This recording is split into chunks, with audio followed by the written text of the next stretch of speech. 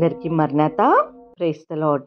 ఈరోజు దేవుని వాక్యము, దొంగ దొంగతనమును హత్యను నాశనమును చేయుటకు వచ్చును కానీ మరి దేనికిని రాడు. గొర్రెలకు జీవం కలుగుటకును అది సమృద్ధిగా కలుగుటకును నేను వచ్చితినని అనెను. యోహాను సువార్త 10వ అధ్యాయము 10వ వచనం. The thief comes only to steal and kill and destroy. I have come that they may have life and have it to the full. Gospel of John chapter 10 verse 10. ఈ రోజుకు గాను దేవాతి దేవుడు మనకు అనుగ్రహించిన వాక్య భాగంను బట్టి ధ్యానించుకుందాము. ప్రియమైన సహోదరి సహోదరులారా, ఈ లోకమును జీవిస్తున్న మనము గ్రహించవలసిన సత్యం ఏమిటంటే, అపవాది తన అనుచరులతో మన పైకి దొంగవలే వస్తాడు. ఎందుకు అంటే మనలో ఉన్న సంతోషము తీసివేయడానికి, మనకు బాధను కలుగచేయడానికి, మనకు ఆరోగ్యం లేకుండా చేయడానికి, మనల్ని మానసికంగా కృంగదూసి మనము నిత్యము నాశనం వైపుకు నడవడానికి అపవాది వస్తుంటాడండి. అదే సందర్భంలో దేవుడు మన కొరకు వస్తున్నాడు. ఆయన వచ్చేది మనల్ని బాధ పెట్టడానికి కాదండి, మనల్ని కృంగతీయడానికి, అంతకంటే కాదు, మనల్ని శ్రమలు పెట్టడానికి కాదు. ఆయన వచ్చేది మనల్ని రక్షించుటకు. ఆయన మనతో ఉండేది మనకు సంతోషం ఇచ్చుటకు, మనకు ఆరోగ్యం ఇచ్చుటకు, మనకు నిత్య జీవం ఇచ్చుటకు మన ప్రభువైన యేసుక్రీస్తు వారు వస్తున్నారు. అందు నిమిత్తమే మనిషి కుమారుడు నశించిన దాన్ని వెతికి రక్షించుటకు వచ్చున్నాడని వాక్య భాగము సెలవిస్తుంది. బైబిల్ పరిశుద్ధ గ్రంథంలో ఒక వ్యక్తి ఉన్నాడు. అతను జక్కయ్య.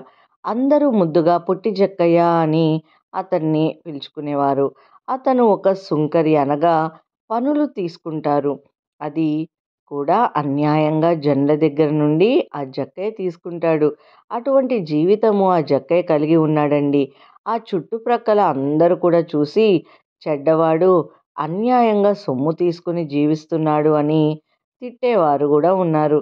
ఎవరు కూడా అతన్ని ప్రేమించక దూషిస్తున్నారు. అటువంటి సమయంలో అతన్ని అందరూ నిందిస్తూ ఒక మనిషిగా కూడా చూడని పరిస్థితుల్లో యేసయ్య జక్కయ్యతో అంటున్నాడు, జక్కయ్య, నేను మీ ఇంటికి వస్తానని.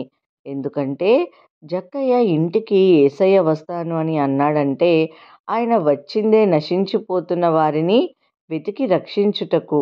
ఆయన వచ్చాడు గనుక అక్కడ అందరూ కూడా యేసయ్య ఏంటి ఆ పాపి ఇంటికి వెళ్ళడము, ఏంటి మాట్లాడడం, ఏంటి ఈయన ఏమో ఎంతో పవిత్రుడు, ఆ జక్కయ్య ఎంతో అపవిత్రుడని అన్నారు. కానీ దేవుడు అతనికి జీవం ఇవ్వడానికి ఆలోచించాడండి.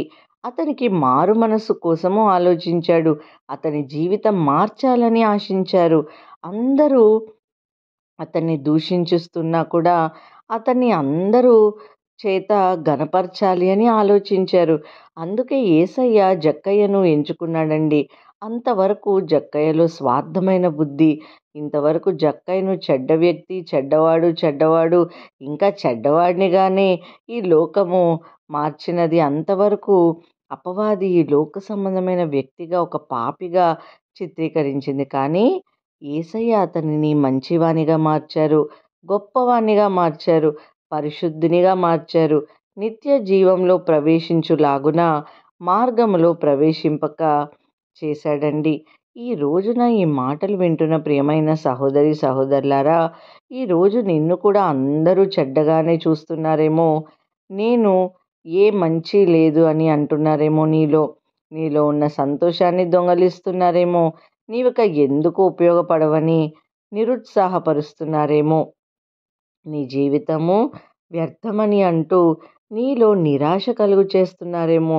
దానిని బట్టి నీవు ఇంకా ఇంకా చెడు ఆలోచనలతో జీవిస్తున్నావేమో. ఇదేనా నా జీవితం, ఇంతేనా నా లైఫ్, ఇలానే ఉంటుందేమో అని భ్రమపడుతున్నావేమో. కానీ అది కాదండి. లైఫ్ అంటే ఆనందం లేకపోవడము, బాధల్లో ఉండడము, హృదయంలో శాంతి కలిగి లేకపోవడము, మనసున కలవరం ఉండడము, ఇది కాదు మీ యొక్క జీవితం.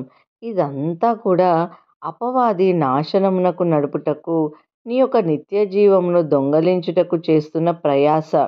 అయితే ప్రియమైన సహోదరి సహోదరులారా, అపవాది దొంగలా వచ్చి మనల్ని ఇబ్బందులకు గురి చేస్తుంటే మనల్ని నాశనము చేయుటకు చూస్తుంటే, మనల్ని బలహీనపరుస్తుంటే, మన యేసయ్య మాత్రం మనకు నిత్య జీవం ఇవ్వడం కొరకు, మనల్ని సంతోషపరచుటకు, మన హృదయంలో శాంతి సమాధానాలు నింపుటకు, మన బలహీనతలన్నిటిని తీసివేసి బలవంతులుగా ఆరోగ్యవంతులుగా మార్చుటకు ఆయన ఆల్రెడీ వచ్చారండి.